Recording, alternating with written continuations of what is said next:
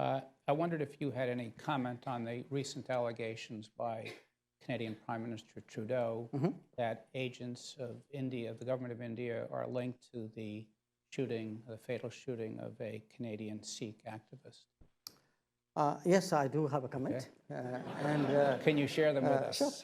No, I'll share with you very frankly what we told the Canadians.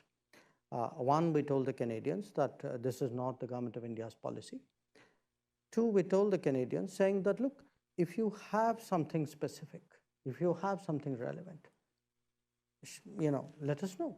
We are open to looking at it. So, but to understand the context of it, in a way, because the picture is not complete without the context in a way, you also have to appreciate, Ken, that in the last few years, Canada actually has seen a lot of organized crime, relating to, the secessionist forces, organized crime, violence, extremism. They're all very, very deeply mixed up. So, in fact, we have been, talking about specifics and information. We have actually been badgering the Canadians. We have given them a lot of information about organized crime leadership, which operates out of Canada. There are a large number of extradition requests. There are terrorist leaders who have been identified. So do understand that there is an environment out there.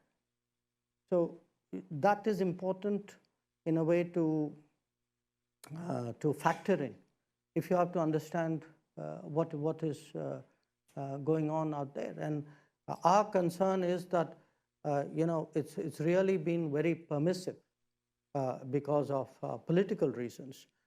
So we have a situation where actually our diplomats are threatened, our consulates have been attacked, and often comments are made about there's interference in our politics, and a lot of this is often justified as saying, well, that's how democracies work.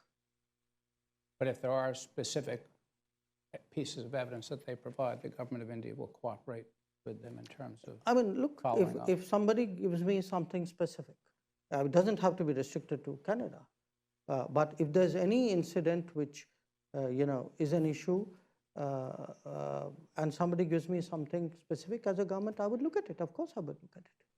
Okay, let me open it up to the floor for questions both here and for those online. If you could state your name and affiliation when asked, that would be great. Okay, first the individual in the back there. Hello, my name is Daniel Block. I am an editor at Foreign Affairs. I actually want to follow up with something you said at an India Today event a while ago. You were asked about India's downgrading in Freedom House and VDEM and other democracy scores. And the journalist asked you, quote, how do you see this play itself out in terms of how India is being perceived by the world and these new reports? In your response, you said, quote, it is hypocrisy. I thought you were supposed to ask me a question. I am asking you a question. Okay. It is hypocrisy. We have a self-appointed custodians of the world who find it difficult to stomach that someone in India is not looking for their approval, is not willing to play the game they want to play.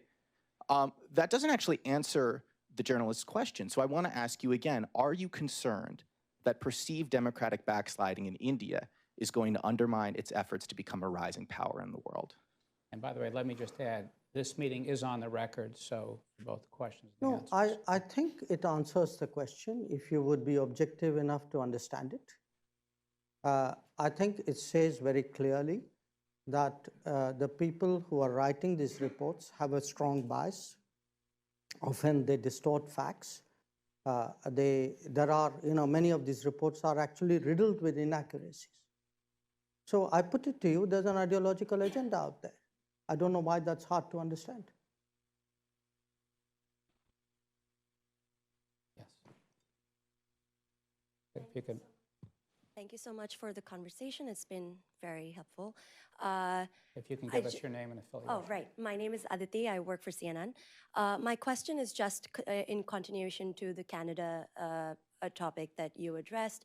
What would be your response to the latest reports that have come in where it is said that intelligence was shared amongst the Five Eyes about the assassination is what they're calling it. And the other thing is apparently the FBI has told US Sikh leaders that there are credible threats to them. So just wanted your reaction to that.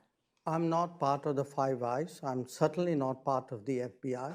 So I think you're asking the wrong person.